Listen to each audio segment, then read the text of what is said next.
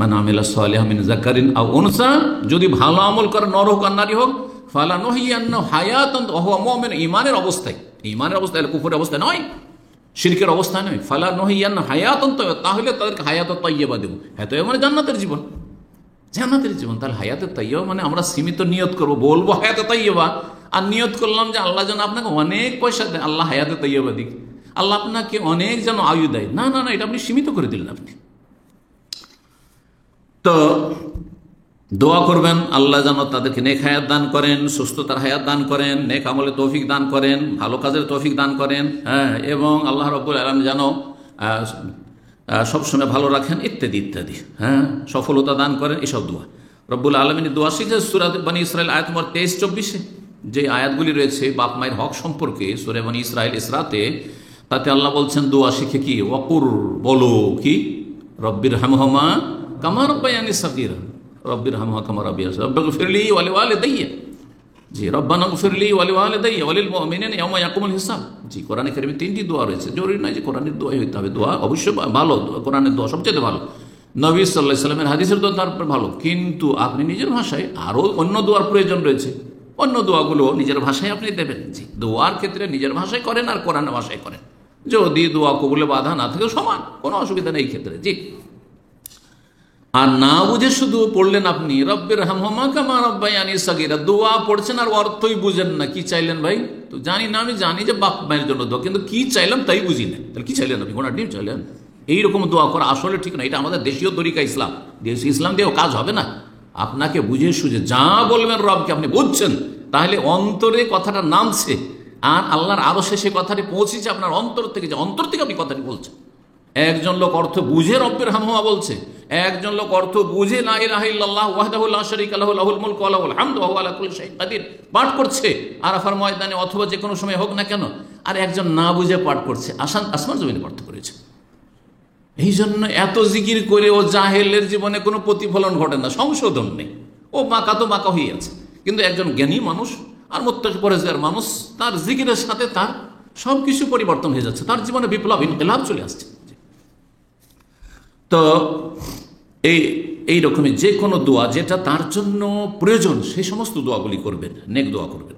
6 নম্বর সর্বশেষ অধিকার প্রবীণদের হচ্ছে যে তার সুস্থতার লক্ষ্য রাখবেন, সুস্থ আছে কি না, না তার চিকিৎসার প্রয়োজন রয়েছে, কি প্রয়োজন রয়েছে, তার শারীরিক অবস্থা, তার মানসিক অবস্থার কথা। আর বিশেষ করে যত বেশি বৃদ্ধ হয়ে যাবে তত বেশি তার গুরুত্ব বেড়ে যাবে, আর যারা নিকটাত্মীয় তাদের দায়িত্ব আরও বেশি বেড়ে যাবে।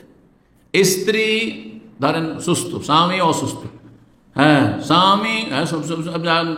স্বামী স্ত্রী দুজনে বৃদ্ধ হয়ে গেছে, ছেলে মেয়েরা আছে বাড়িতে, তাদের বাড়িতে যেসব সদস্য রয়েছে তাদের দায়িত্ব বেশি, আর তারপরে আশেপাশে যারা আছে তারপর তাদের দায়িত্ব ইত্যাদি। এই নয় যে দূরে আছে তার দায়িত্ব, আর যে ঘরে আছে, আপনার 2 ভাই, এক ভাই বিদেশে রোজগার করে আপনি বাড়িতে আপনি সহযোগিতা করছেন, আর একজন বাড়িতে আছে, দুইজনের দায়িত্ব সমান নয়। এই ক্ষেত্রে শারীরিক মানসিক পরিচর্যার ক্ষেত্রে এবং তাদের পাশে বসার ক্ষেত্রে, তাদের স্বাস্থ্য শরীরের খেয়াল রাখার ক্ষেত্রে, তাদের চিকিৎসার ক্ষেত্রে দায়িত্ব ওই ব্যক্তির বেশি যে তার কাছে আছে।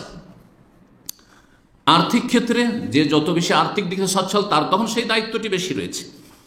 এইভাবে সমাজের যে কোনো দুর্বল মানুষ রয়েছে, এই নয় যে তার নিকট আত্মীয় নেই, ছেলে মেয়ে নেই, বা আত্মীয় স্বজন নেই, ভাই বেরাদর নেই, সেই জন্য সে অসহায় হয়ে পড়ে আছে, সে হাসপাতালে যাওয়ার প্রয়োজন, কিন্তু আপনার গ্রামের লোক অনাত্মীয়, সেই জন্য আপনি তার খোঁজ খবর নিচ্ছেন না, তাকে হাসপাতালে নিয়ে যাচ্ছেন না, এই সম্পর্কে জবাব দিতে হবে গ্রামবাসী।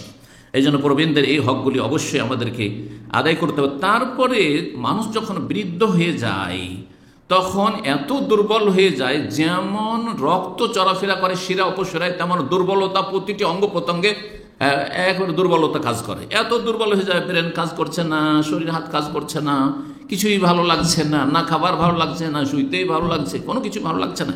এই সময় তাদের খোঁজ খবর নেওয়া, তাদের পরিচর্যা, তাদের পাশে দাঁড়ানো, তাদের যতটুকু আমাদের হক আদায় করা সম্ভব, এগুলি আমাদের করার চেষ্টা করতে, এবং এই ক্ষেত্রে ধৈর্য ধারণ করতে হবে। বৃদ্ধদের ক্ষেত্রে ধৈর্য ধারণ অত্যন্ত জরুরি। কষ্ট পেলে হবে না, বিরক্ত হইলে হবে না, মাথা খারাপ করলে হবে না, মেজাজটা খারাপ হয়ে যাচ্ছে, না না না, কোনো নাকি পাবে না, সব বরবাদ হয়ে যাবে। বাপ মা অসুস্থ রয়েছে, বাপ মা বৃদ্ধ হয়ে গেছে, তাদের জন্য সবর করতে, বিশেষ করে যদি বাবা মা হয়, দাদা দাদি হয়, নানা নানি হয়, এই ক্ষেত্রগুলি অত্যন্ত আরও গুরুত্বপূর্ণ বিষয়, কারণ তারা এমন সময় আপনার এহসান করেছেন যেই সময় এহসান না করলে আপনি এখানে পৌঁছতে পারতেন না, এমনটা হইতে পারতেন না, কিছুই হইতেন না, আপনি থেকে যেতেন, আপনি জিরোতে থেকে যেতেন। হালাত আলাল ইনসান হিন মিনাদ দাহর, এমন একটা সময় ছিল মানুষের, লাম ইয়াকুন শাইউম মাযকুর, কিছুই ছিল না, কোনো উল্লেখযোগ্য কিছু ছিল, অস্তিত্বহীন ছিলেন আপনি। তাহলে আল্লাহ রাব্বুল আলামিন সৃষ্টি করেছেন, কিন্তু আপনার আমার এত দূর বেড়ে আসার পেছনে যেই শ্রম আর যার শ্রম কাজ করেছে তারা হচ্ছেন আল্লাহর এহসানের পরে বাবা মায়ের এহসান, মাতা পিতার এহসান। সুতরাং আহসেন কামা আহসান আল্লাহু ইলাইক, আল্লাহ যেমন বাপ মায়ের মাধ্যমে এহসান করেছেন আমাদের দুর্বল সময়ে, অসহায় যখন ছিলাম তখন, সুতরাং তাদের সাথে এহসান করতে হবে।